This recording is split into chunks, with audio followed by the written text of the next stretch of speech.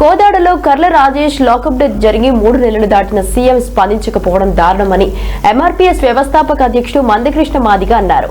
ఈ ఘటనపై ముఖ్యమంత్రి మౌనం వీడి లాకప్ డెత్ కు కారణమైన పోలీస్ అధికారులను సస్పెండ్ చేసి అరెస్టు చేయాలని డిమాండ్ చేశారు. ఈ మేరకు ఉస్మానియా యూనివర్సిటీ ఆర్ట్స్ కాలేజ్ ముందు ఏర్పాటు చేసిన మీడియా సమావేశంలో ఆయన మాట్లాడారు. ఈ ఘటనపై ప్రభుత్వం అనుసరిస్తున్న వైఖరి చాలా బాధాకరమని అన్నారు. పోలీసులు ఏ తప్పు చేయకపోతే రాజేష్ పోస్ట్ మార్టం ఎందుకు చేయించలేదని ప్రశ్నించారు. రాజేష్ ను చిత్రహింసలకు గురి చేసి లాకప్ డెత్ చేసి పొట్ర పెట్టుకున్నారని ఆరోపించారు.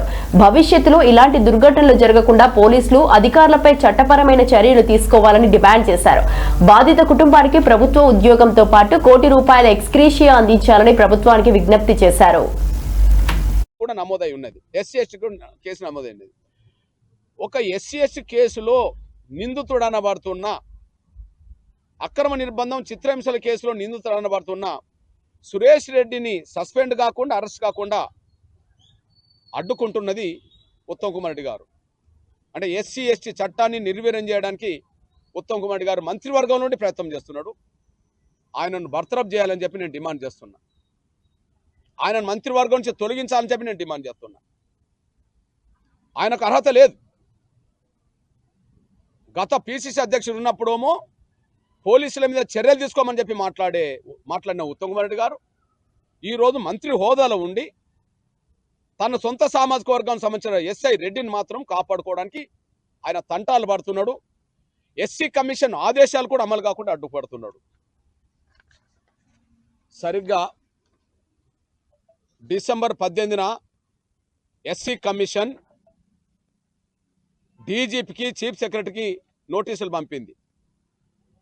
ఎస్ఐని సస్పెండ్ చేయండి అని. 2 నెలలు దాటింది. రీపోస్ట్ మార్టం చేయమని చెప్పి నోటీసులు పంపింది. 2 నెలలు దాటింది. Kodad rural police station, Chilkur police station సంబంధించిన సీసీ ఫుటేజీలు కమిషన్కి అందించాలని చెప్పి ఆదేశించింది. కానీ సీసీ ఫుటేజీలు ఇంతవరకు అందించలేదు. అంటే వాళ్ళు ఎస్ఐని సస్పెండ్ చేస్తలేరు.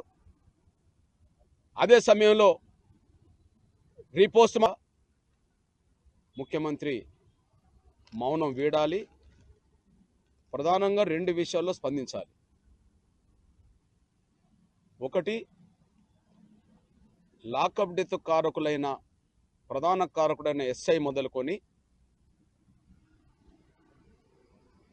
లాకప్ డెత్కు పోలీసులు ఎవరైతే బాధ్యుల్లో వాళ్ళందరినీ సస్పెండ్ చేయాలి. వాళ్ళని అరెస్ట్ కూడా చేయాలి.